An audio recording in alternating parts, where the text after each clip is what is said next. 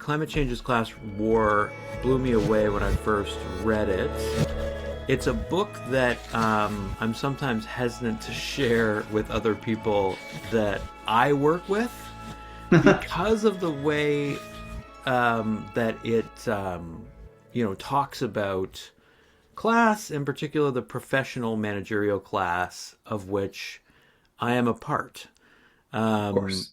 I wondered if, you wanted to, if we wanted to maybe start by unpacking what that term means and why it feels to some like you are actually sort of attacking, if not critiquing, a class of which, we are sort of a part, right? This kind of bureaucratic class of people that takes it as their mission to address climate change explicitly rather than the Right. sort of, knock on social and economic effects of climate change.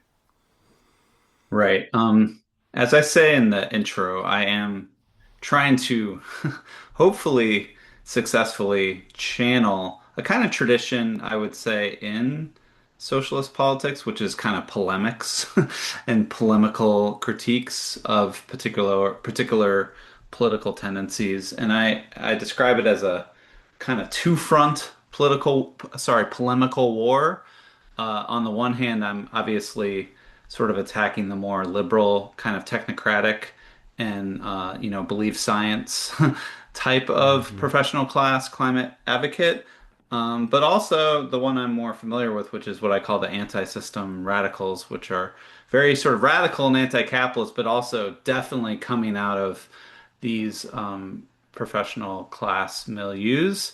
And the whole point is to try to, where the book starts is to try to point out that we're actually losing this fight, and climate change is, objectively getting worse, and emissions seem to go up every year, and that that we really need to be critical, self-critical. And of course, I'm also a member of this class, but we have to be like reflexive and self-critical about the limits of our politics and the failures of our politics and the inability, I would say, to really link climate to a broader kind of majoritarian, democratic, popular, working class politics that could reach the larger masses in society. And in the United States, it's quite striking when you're in kind of highly these sort of professional class bubbles. You sort of forget that, at least I don't know what it is in Canada, but in the United States, something like 63% of adults don't have a college degree, aren't don't have those credentials, and are working in a largely very insecure and precarious economy in either the service sector or in more sort of manual and blue collar work.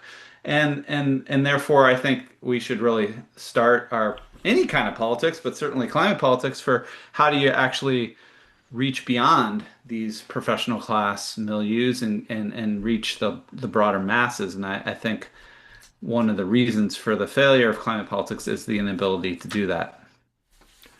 Yeah, and I mean, you in a recent piece for the New York Times and then in a follow-up piece for Jacobin, really unpack this problem of class de-alignment, which is related to the sort of professionalizing of the managerial class. And I think it makes sense to go there next and maybe like related to what you say is sort of the most successful left campaign or socialist campaign that you've seen like in your lifetime, which is Soron Mamdani's Yeah. come out of nowhere Hmm. New York mayoral win, right? Yeah. You know, to you that seems to indicate like a step in the right direction strategically, right? To kind of Hmm. build a level of hegemonic Hmm. force, momentum. Like, what was it about Mamdani's strategy that you saw as like promising for resisting this slide toward a kind of what you call class de-alignment, which isn't your term? Yeah. Yeah. Yeah, it's not my term, but it's something maybe I should try to define first, which is something that many scholars, the Jacobin Center for Working Class Politics, people like Matt Karp have been talking about it. But also, I would include internationally, like economist Thomas Piketty and his sort of scholars of inequality have pointed out that the political parties and formations that used to be kind of bastions of working class support have been shifting their base to these more educated and affluent types of professional class voters. And all the while, meanwhile, the more working class, and I would say traditionally the more blue collar and industrial working class, has been shifting to the right. And Piketty has a word for it. He calls it the Brahmin left, sort of the more, highly, somewhat elite, but middle class, professional class left, and the merchant right, which is this sort of amalgam of small business owners and more powerful corporations and capitalists. But also, I think this type of right-wing populism is also increasingly attracting working class support. So the de-alignment part is that, again, for much of the 20th century, these more left and center left parties were parties of the working class, and now that alignment has been de-aligned, and those parties are shifting more to this professional class milieu, and again, that's quite related, I think, to climate politics, which tends to be the domain of this more highly educated professional class milieu. So, so with Mamdani, I did see an actual sort of breakthrough in left and socialist politics that was able to actually coalesce and bring together a larger mass working class coalition. And what everyone said after he won the primary, and then of course when he won the general election, is that what was so powerful about his campaign is they always would say it's laser focused on the cost of living and on the material everyday needs of the working class. And I often connect this to what when in France, when the Yellow Vest revolt happened against carbon tax or fuel taxes that were ostensibly sort of trying to address climate change. They claim that politicians care about the end of the world, but we're trying to get to the end of the month. And to me, Mamdani's campaign was laser focused on those end of month types of struggles that working class people face. Of course, he called for freezing the rent and free childcare and free public transit, which I think is a climate type of demand. But the point that I tried to make and that actually some journalists reported on was that Mamdani, although he had been a very fierce eco-socialist climate activist in his history in the Organization of Democratic Socialists of America, in his mayoral campaign, he actually didn't talk about climate change much at all.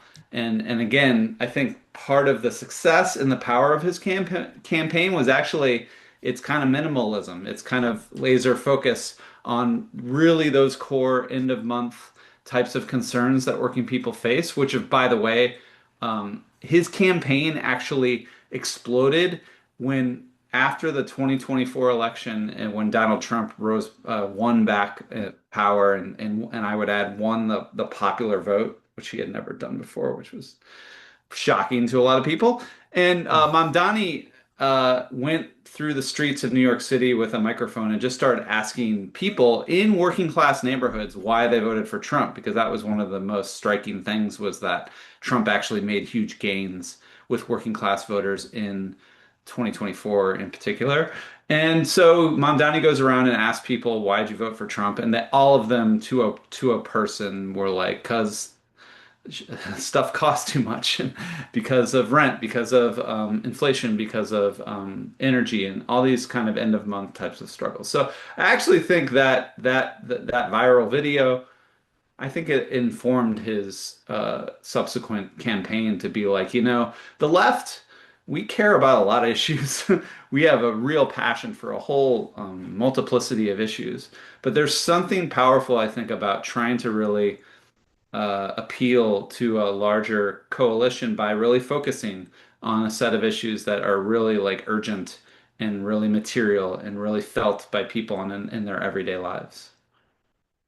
Yeah, I mean, and it's got me thinking really hard about strategy, but about sort of how strategy relates to our values. Because if we, if the goal is to change the world, Hmm. right, to reduce oppression, to reduce the ways in which people are exploited and extracted from, moralism can't be the kind of beginning and end of the Yeah. strategy. And you say, my note in on the printout here is, "Oh my God, yes." You say, zooming out, much of the reaction to my piece in the New York Times boils Right. down to the conviction that because climate change is an existential crisis for humanity, and you say in brackets, "I agree." You have to just say, "I agree." We Yeah. have a moral duty to elevate the issue in our politics. That's the compulsion. But you say socialists know that moralism is not a strategy and certainly Hmm. not a substitute for real class power. One of the pieces I asked you to kind of maybe take a glance at was a short article by Casey Williams, Yeah. a person that I think is a brilliant thinker on these questions, but who in his piece for the breakout says that the mercenary logics of national security and economic competitiveness offer stronger reasons to build renewables than concerns about climate change. But he asked, does placing our hopes for an energy transition in the uncoordinated efforts of states to insulate their national economies actually sort of doom us to reproduce kind of the same mercenary logics rather Mm. than taking the kind of morally clear position, which is Hmm. climate change is an existential threat? It's Hmm. like, so for how would you respond to someone, like Casey, who's saying like the Strait of Hormuz pushing us toward more renewables um, is good but not enough. Yeah. I actually had read that Casey Williams piece before you even Well, there recommended you it, go. Yeah, and yeah, yeah. I'm a big fan of his writing. And what the way I read his argument, I thought was actually pretty powerful in that he, I think, was pushing back not only in this narrative that the Strait of Hormuz will then sort of catalyze the transition on its own, but because Mm, of this disruption to the fossil fuel economy, which since it's happened, I have been seeing a lot of sort of triumphalist narratives that like, oh, now this is sort of inevitable, and I really think that's a bit wrong-headed. But also, I think he's also pushing back against pre-Hormuz, pre-Iran war. There's been a similar kind of, I would call it like a market triumphalism that sort yeah. of announces like, look how cheap solar and wind power have become, and look how they go Yeah. up on the graph, and look how it's just sort of happening. And Bill McKibben, actually, a very famous climate activist, has Mm, been really pushing this narrative lately that this is now the cheapest form of energy. It comes from the sun, and mm, therefore you can just sort of, if you actually believe that, you can just sort of maybe sit back and think like, well, then markets will automatically do this work for us. And I mm, saw Casey as making that point that, you know, we're not going to make this transition at the speed and scale required without political power, and that's kind of similar to what I said at yeah. the end of that. And that this climate is going to be a political struggle against. Um, the more I think about it, I'm actually in the midst of writing something right now for the Socialist Register, which is based in Canada. And a lot of times the climate movement and the climate struggles often, I think, too narrowly structured as a struggle against the fossil fuel industry or fossil capital, which is, of course it is. But to me, actually, to win this struggle, we also need to just do an incredible amount of investment in public infrastructure building of the replacement of a fossil fuel economy, which we still are unfortunately very dependent on fossil fuels.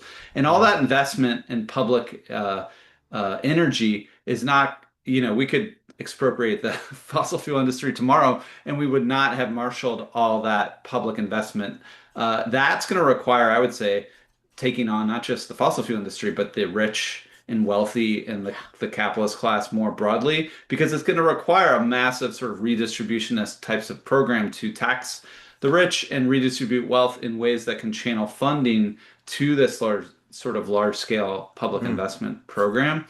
And so, yeah, it's going to be a real political struggle to to do that. And I think our political economy has still been defined by a kind of um, a reluctance to actually, or not even a reluctance, an inability to Right. actually enact that kind of redistributionist politics that actually does take on the rich and wealthy to extract wealth from them to fund things that everyone needs. Yeah, I think that is, an incredibly important point, and one of the reasons I really wanted to speak with you, which is this reticence about putting capitalism, as it were, like back on the table as an object of debate and scrutiny, and like recognizing that if we're still just talking about growth in abstract terms, it will lead to what we're seeing in Canada, which is the ramming through with public, not support, but public money of a Hmm. pipeline, an east west pipeline that will threaten the future, but also the present in terms of environmental disaster. Why, like, if you had to diagnose why it is such a kind of non-starter to begin to talk about these kinds of proposals, despite Mamdani's victory, what would you say are the reasons why it is still, in a number of different countries, considered like political suicide almost to like move out of a centrist, apologistic kind of mode when it comes to talking about the relationship between like capitalism, inequality, and energy and the environment. So, I think to put it sh in a short, pithy way, we've just been living in a political economy since really the 1970s, where all power shifted to capital and the wealthy, and there's not been Mm, an effective what John Kenneth Galbraith called a kind of countervailing power. mm, When he theorized that term, he was talking about the state, the redistributive state, the Keynesian state, but he right. was also talking about unions, Mm-hmm, which mm-hmm. had become this sort of check on full throttle capitalist power. So this period after the 70s we often call neoliberalism. There's a great socialist in the US called Adolf Reed who defines neoliberalism as capitalism without a working class opposition.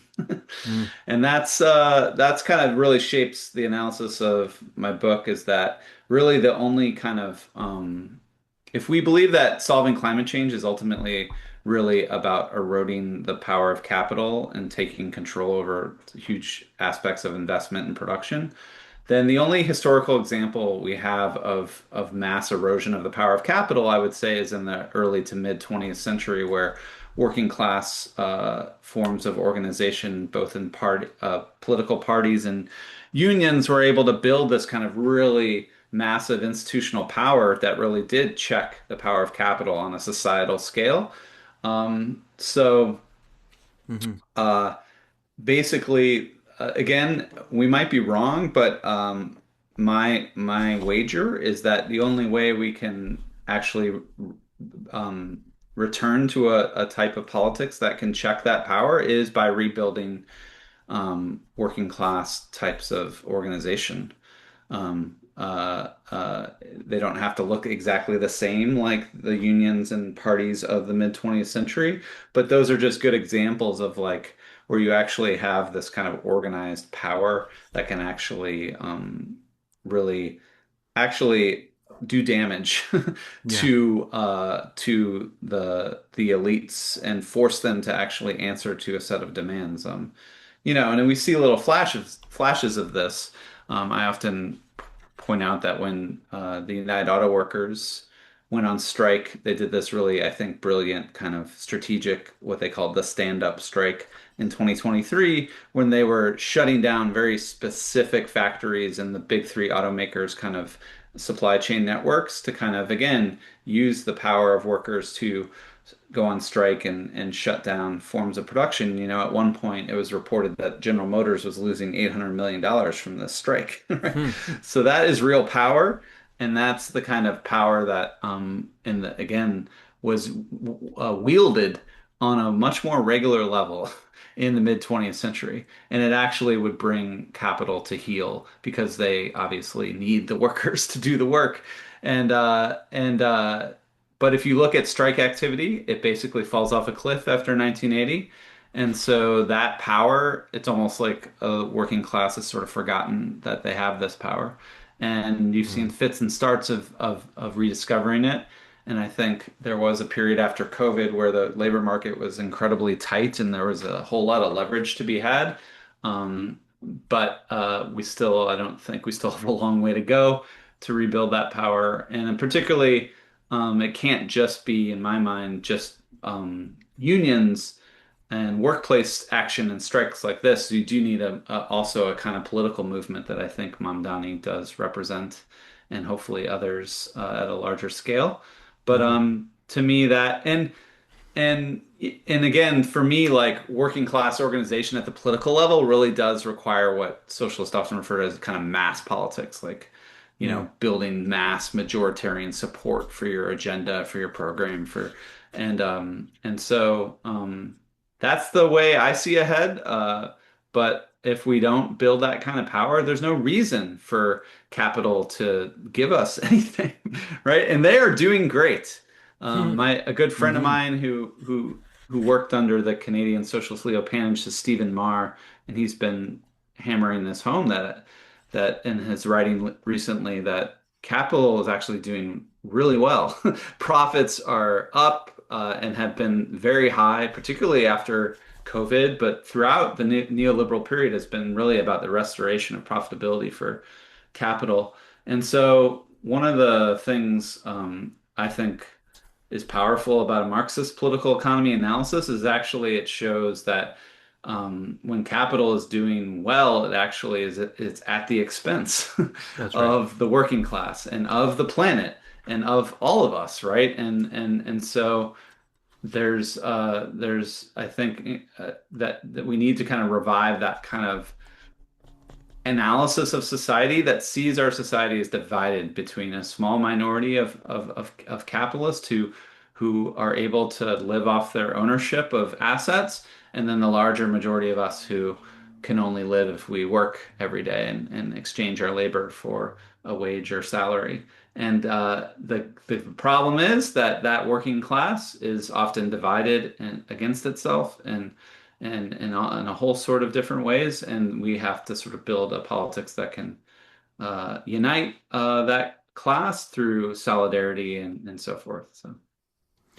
Yeah, I mean, we've heard this year a lot about the existence of this K-shaped economy, which is just absolutely. basically like a description of widening income inequality.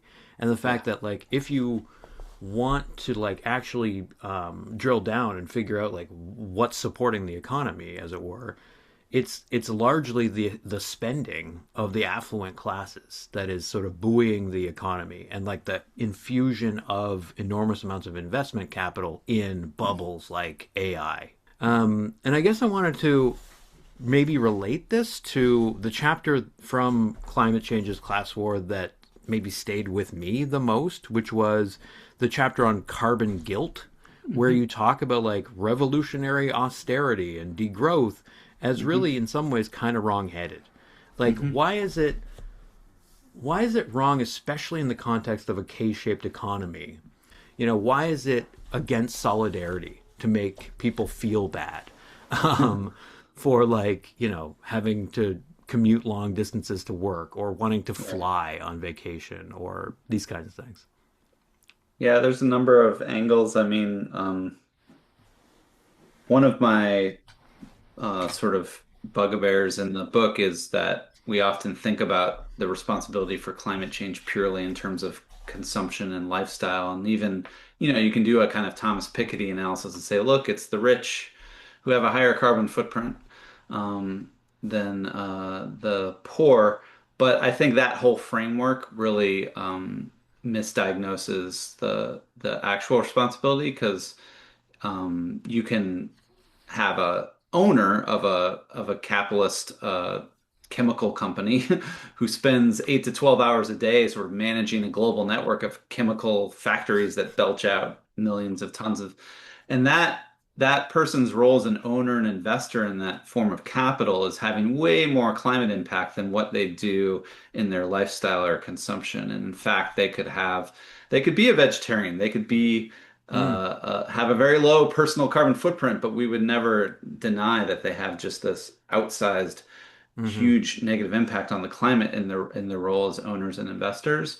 And I do think this sort of moralistic politics of lifestyle and the consumption choices you make and its carbon impacts does tend to be promulgated by, again, these climate aware, highly educated, middle upper class, professional people. And the way I put it is that rather than blaming those that really have the power and are causing the climate crisis, they tend to look inwardly and blame themselves, right? So that's where the Yeah. carbon guilt Yeah. comes in. But then, of course, I think there is this kind of poisonous politics that does make it about pointing out someone's transgressions and their bad choices and making it a moral shaming, which Mm, of course the main point why this doesn't resonate is what you were alluding to with the K-shaped economy is that I'd say for the large majority of working class people in even the rich countries like the US or Canada, for really the last several decades have not are not feeling excessive or guilty about their consumption. They're feeling, again, struggling yeah. to reach the end of the month and are struggling to afford very basic needs like housing and Hmm. healthcare in my country, at least. You know, people you hear all the time of American families, working families that work 40 hours a week, yet still can't afford the basics of life and have to sort of make these hard decisions. Are we going to pay the heating bill this month, or put food on the table? So these are people who are struggling and are deprived of very basic material existence, and of course, politics about how you need to reduce or degrow your lifestyle or whatever is obviously not going to land or not Right. resonate at all with that larger mass population. But who it does resonate with are, again, middle upper class professionals who are, again, for good reason, very anxious and worried about the climate crisis and do see their own lives as complicit with the climate crisis, in that part of becoming a educated professional class person is kind of buying into this kind of what I call in the book sort of privatized provisioning of having owning your own home and perhaps a vehicle and Yeah. having these professional expectations of flight travel.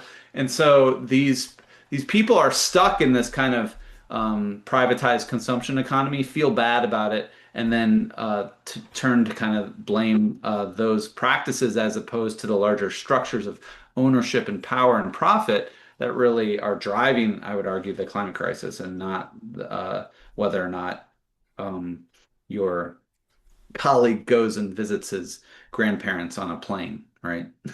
Yeah, yeah, yeah. It's not even about this class of people who wield this kind of middle power sort of bureaucratic influence doing some kind of a sober self-assessment and then, like changing their ways. It's more about like decentering that class, I think, for you. It's like if it's the case that we need this incredible leap, this massive shift, that power is just we got to stop looking to folks that maybe write the books, right? It's more about the Yeah. doing from your perspective. Yeah. Right? Like you say, I've become less convinced that a political or rhetorical focus on the climate crisis itself is helpful in this effort. And part of the argument is also that this professional class, like me, and presumably like you, works in the knowledge economy, where Exactly. we work in information, we work in text and discourse and argument and that, you know, is a powerful domain.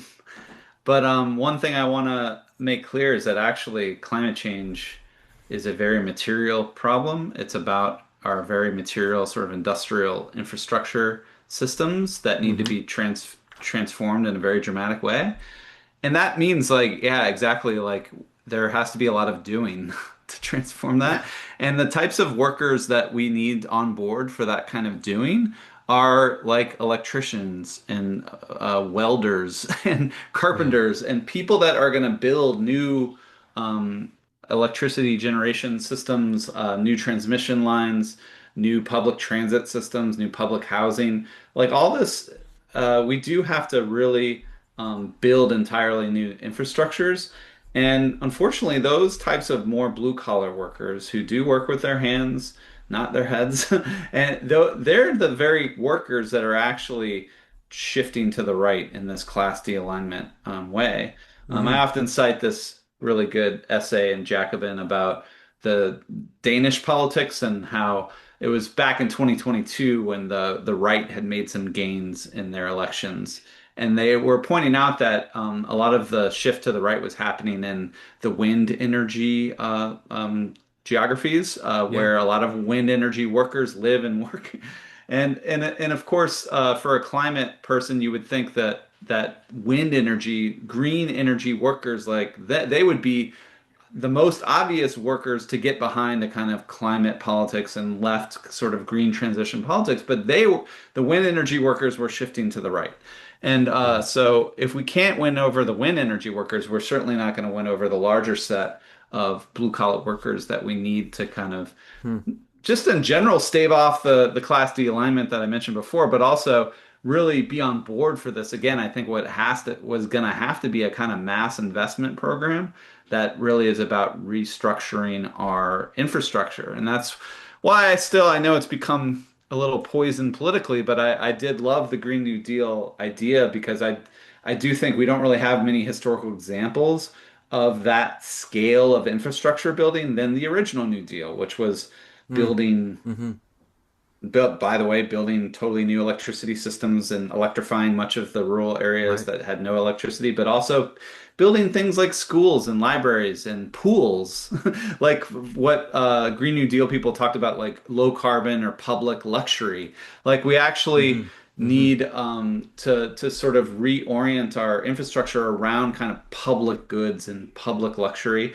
And that again, that's going to require a lot of those builders and those workers, and which by the way, happen to be disproportionately unionized.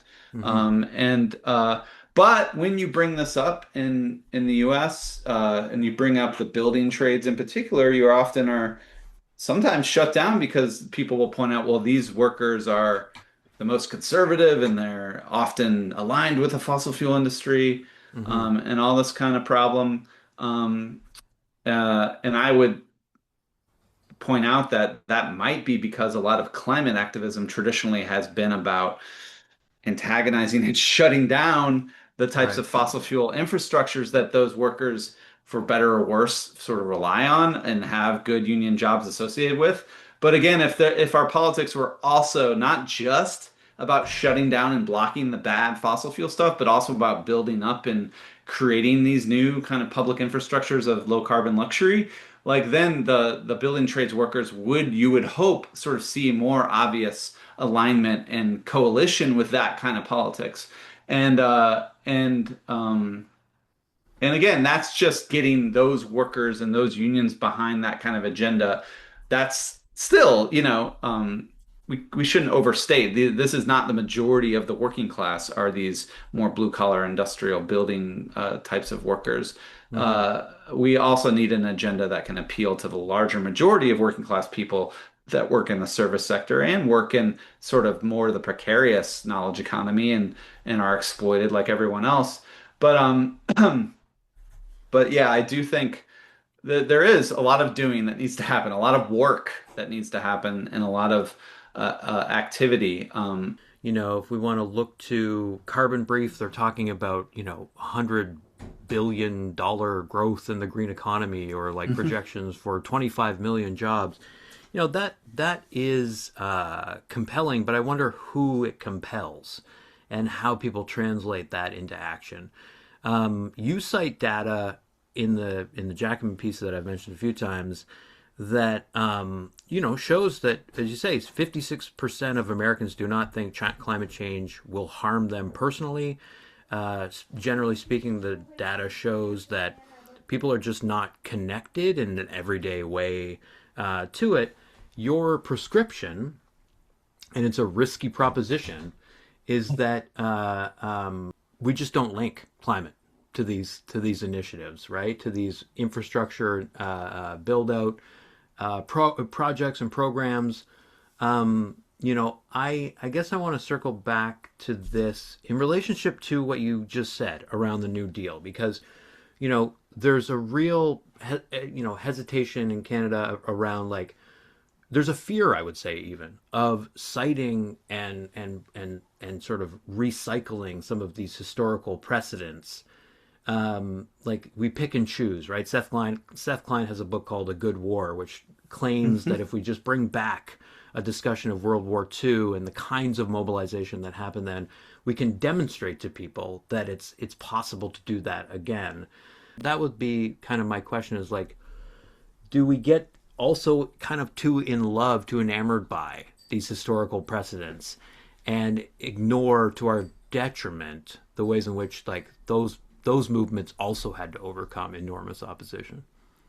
Absolutely. I really liked some of the, I remember when the Green New Deal kind of burst again on the scene in 2018 and the Sunrise Movement was, sitting in on Nancy Pelosi's office and stuff like that. Mm-hmm. Some of the sort of policy architects said what we really need to do is recover what they called the deleted history of the Mm. United States. This history that people have forgotten that actually we can channel the public sector to do massive transformative things in very short periods of time, right? Mm-hmm. And again, just I should have said the stat earlier, but something like 1934, 10% of rural farms had electricity. By 1950, it was upwards of 90 plus percent, right? So that's the kind of speed and scale of action that happened, right? But you're absolutely right that it didn't just happen because Franklin Roosevelt was an enlightened and very kind individual.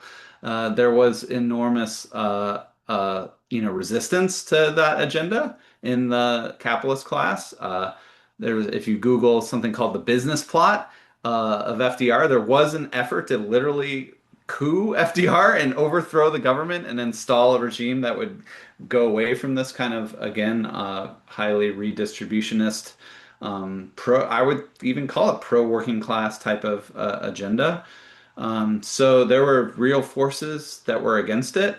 But again, the thing I think we do forget, and unfortunately, I think we kind of forgot in the kind of Green New Deal political cycle, is that that New Deal was made by working class power, right? You had a unprecedented strike wave that have started really kicked off in 1934, but then kept ratcheting up into, you have the sit down strikes in 36, 37. And in 1934, they had literal general strikes that shut down the cities of Minneapolis and San Francisco. And so you had the real sense also, I think Roosevelt was quite aware that around the world there was political movements that could turn the United States toward, I cite this New York Times where they reported on a debate that happened in New York City where 3,000 people attended, where the debate topic was capitalism is doomed. Which system will replace it, fascism or communism? It was just sort of assumed that capitalism was going to be crumbling away and it was going to be supplanted by it. So I think um, you had and you and so you had the pressure coming from working class strikes and organization from below. But then I think Roosevelt understood politically that to kind of I think he, was a capitalist at heart. To save capitalism from itself, he did have to appeal to a larger kind of majority of working class people and build and sort of align himself with the union movement and the labor movement. And so one thing that we find hard to believe today is that Franklin Roosevelt and the New Deal was like super majoritarian popular. Like in 1936 he won almost every state except Maine and Vermont. It was, one of the most popular agendas in history because it actually did, again, channeling Mamdani, it did sort of directly improve working people's lives through jobs, through investments, through infrastructure. through laws that, gave people the right to minimum wage and overtime and the right to unionize and all this kind of stuff that were direct material improvements that made everyone say, hey, this is great. So it created this kind of mass popularity. And I would argue that you get that by appealing to the larger majority of working class people in society.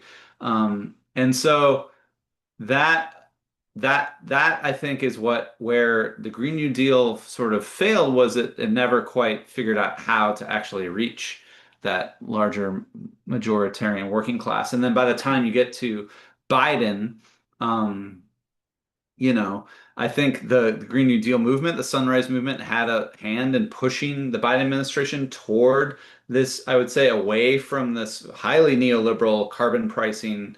We're just going to let the market figure it out by putting the carbon tax on things, and towards, which I think is good, towards a more investment agenda that's going to, invest in green energy and do all this kind of stuff. But for better or worse, they were very constrained, and the Inflation Reduction Act was ultimately a package of tax credits that were mostly meant to incentivize private investment in the green energy economy.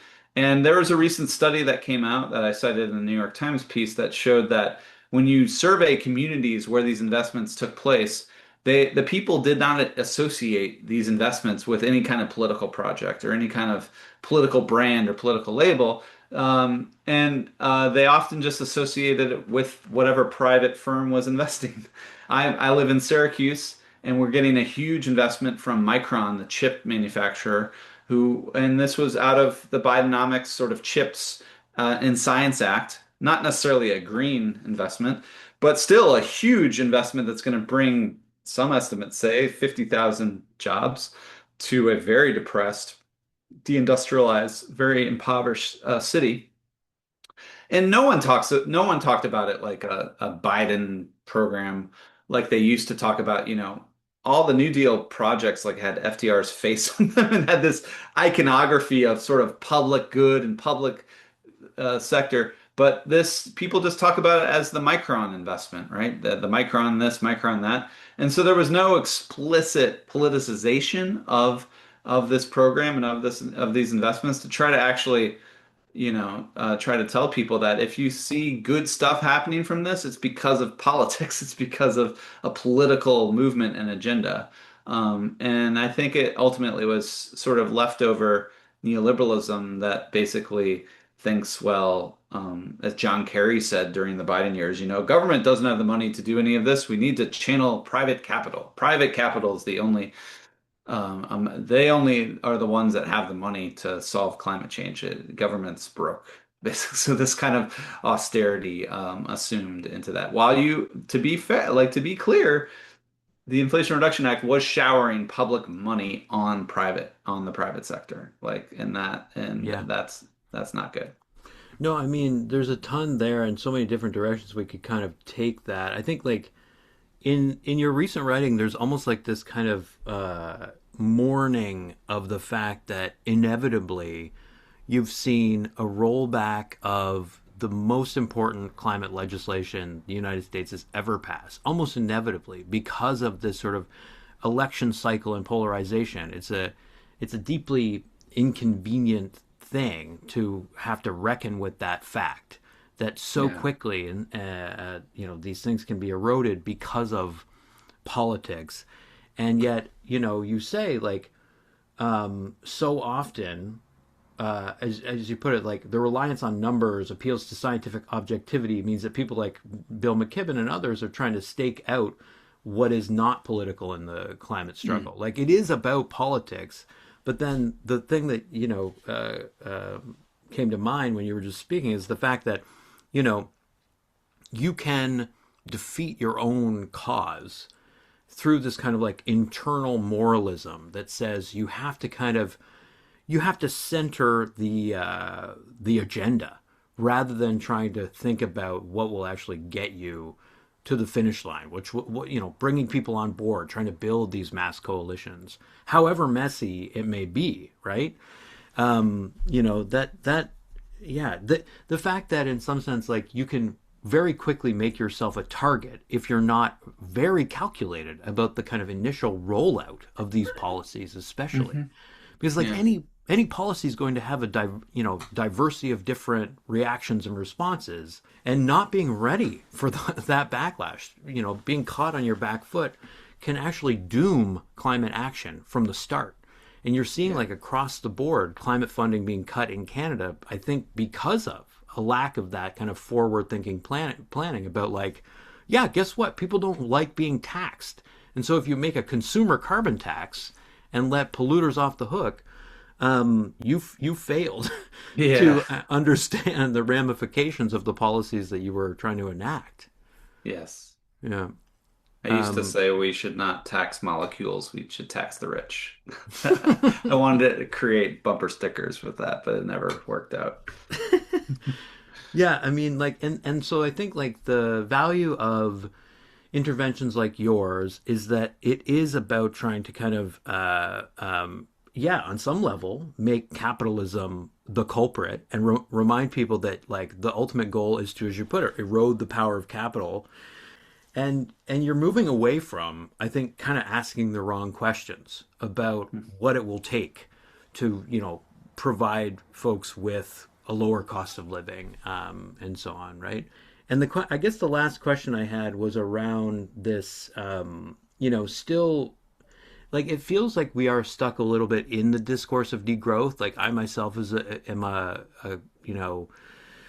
guilty, I guess, of collapsing into this like discourse of degrowth because I see it intellectually as really, generative, right? Like I'm compelled by arguments that point out that like a car crash is good for growth. That it means people will buy more cars. Maybe they got injured, and that'll be an influx into the kind of health economy.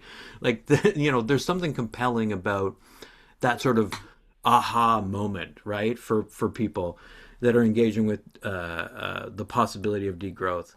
Like for you, is it about sort of taking that, like some of the insights of the degrowth movement, and just shifting it into a conversation about like the hours spent working, like those kinds of very nitty gritty details? And in terms of kind of connecting it to this world inequality report, do you find something more interesting or compelling about this concept of sufficiency that they're interested in? Is that getting us away from this kind of binary logic of it's either growth or degrowth, abundance or austerity? Yeah. So ultimately, capitalism is a problem for, I think all of us who are critical of capitalism can agree that like GDP is a really not useful metric to really understand well-being and more largely that the I think the real problem, I mean GDP is just sort of a statistical Yeah. a thing that economists invented to get us to get a glimpse at whether or not the economy was healthy or not. But to Mm-hmm. me, what is really the problem with a capitalist economy is it just capital is organized around investing money and seeking returns on that money. And Mm-hmm. that means that it's seeking growth in its money, and it wants to accumulate that growth into accumulate those profits and returns into the growth of their capitalist enterprise. But what's really a problem about that, just like GDP, is that when you're a capitalist, all you see is money, right? And it's very Mm-hmm. abstract. It's not, it has no regard for the material world or the planet or the real material consequences of that profiteering and that growth. And that obviously, if we wanted to have a different economy, we would want to take more control. And that, to me, it's not growth or degrowth. It's about power and control over our economic decisions. Mm-hmm. And that, I think, it's a more kind of going to be a qualitative question of when you take that, I would say, democratic control over the economy. It's not so much again growth or degrowth. It's like what do you want to grow and what do you want to degrow?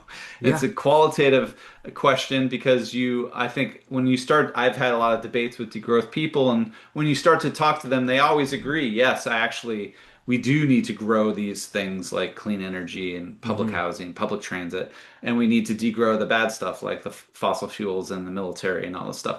And to me, that is actually just the traditional question of socialist planning, which Yeah. is that when you take control over the economy, you want to increase stuff and you want to decrease stuff. Right. Um, and yeah, I think sufficiency is again a democratic question. Hmm. Hmm. One of the problems I have with degrowth literature is they kind of assume they already know what they call necessary versus unnecessary forms of production. Right. And I would probably agree that things like fast fashion and SUVs are unnecessary and things like this. But of course, we have to, if we took collective control over the economy, we have to actually decide what do we want to produce and what do we not want to produce and what do people really need for a good life. And yes, the bare minimum of that is sufficiency, making sure people have housing and clothing and food and electricity. It's just a scandal that many millions around the world have no access to electricity to me. Hmm. Um, and but if my daughter had her power over it, she would want to have toy dolls, right? And I remember Trump saying that like, oh, the girls they don't need as many toy dolls, and Yeah. and and and, and Took aim degrowthers at were like, took Trump aim is at the doing doll degrowth. market. Yeah. Degrowth. So again, I think in a real Yeah. democratic socialist society, that would be a real struggle over Yeah. what are our needs, right? What do What we need for a good exactly? life? Yeah. And that would be again a very qualitative type of decision. And of course, it would require, if you were a sane socialist democratic society, taking into account that there are ecological constraints to our production systems, and we have to figure out how to meet human needs while also respecting the ecological constraints that face us. Yeah. But I tend to a lot of degrowthers I think have very fixed ideas about what those constraints are Mm. and I think it would be a little more fluid in terms of how technologies can be developed to change the impacts on ecosystems and the planet, but Mm. also how our needs change with time and how we try to shift our production systems in ways.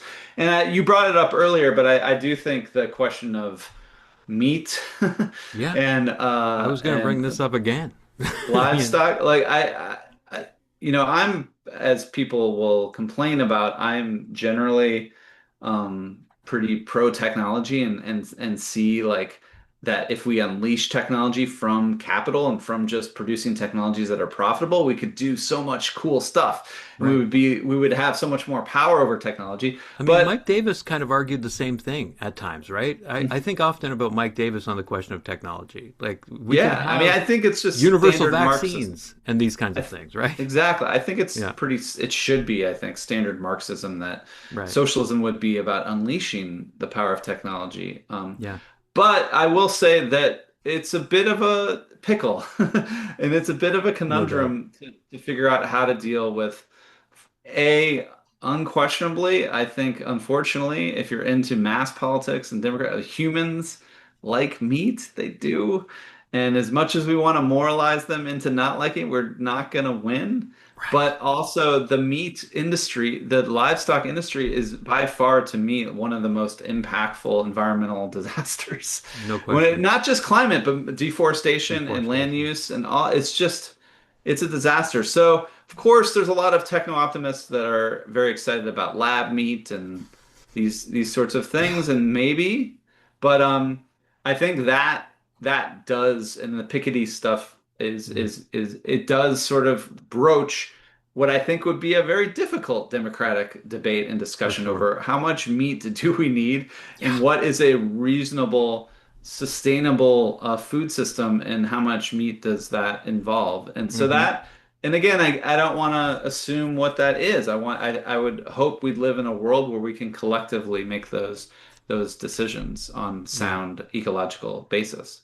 Right. Rather than just like, moralizing again, like, and relying on like mottos, like mandatory veganism. Like, who are you going to get on board with mandatory veganism? I mean, you Oh my better be God. very, very good at making broccoli delicious or something. I'm being glib, but like, the argument, again, I am guilty of succumbing to this argument or being convinced by it, but like, or seduced by it. But hearing somebody like Raj Patel talk about how like really ultimately we will understand the Anthropocene most like intimately if we understand that like we exist on just a mountain of like chicken bones, like the amount of chicken Yeah. that human beings consume in the I just. give that example in my classes. Yeah. Yeah, it's a strong one, It's right? Billions and insane. billions, he says, of chicken bones. 65 billion a year. It's A unreal. year. Yeah. So I mean, like the absolute undeniable addiction that human beings Yeah. have to eating animals needs to Yeah. be reckoned with. So many of Yes. these pleasures, these joys that people are deeply attached to, need to be reckoned with politically if we are going to imagine any sort of a leap. And I take your point that like the Green New Deal argument was sort of torpedoed by one memo that was misconstrued as attacking the burger, the cheeseburger or whatever. Exactly. Exactly. And the GOP like really seized on that They successfully did. to say like these folks want to take away things that are at the core of your just like everyday experience of pleasure in the world. And Yeah, it exactly. really worked. I think a lot about sport, right? Like the fact that sports are such a source of community and joy and pleasure for people. And if you want those things, if you want the Super Bowl, if you want the World Cup, you cannot have a climate stable future, I would argue. Like it's those two things are not compatible. And Mm. so again, just trying to dwell in that messy space of like, okay, what are our needs? Is it a need for people to worship at the altar of the World Cup? And Hmm. if so, can we even have that? Hmm. Like those are really difficult democratic questions that your work and the work of others encourage us to ask without like dwelling in that still kind of simplistic, moralistic place. So I really am grateful for that because at the same time, you're not saying we have to look away from the existential threat, the threat to the future itself that these sorts of catastrophic tipping points are about. Yeah, Um, absolutely. yeah, thanks so much, Matt. Always, yeah, great to talk to folks like you that are engaged with these like messy conundrums rather than trying to give like a big argument or like a hot take. Yeah, thanks for having me.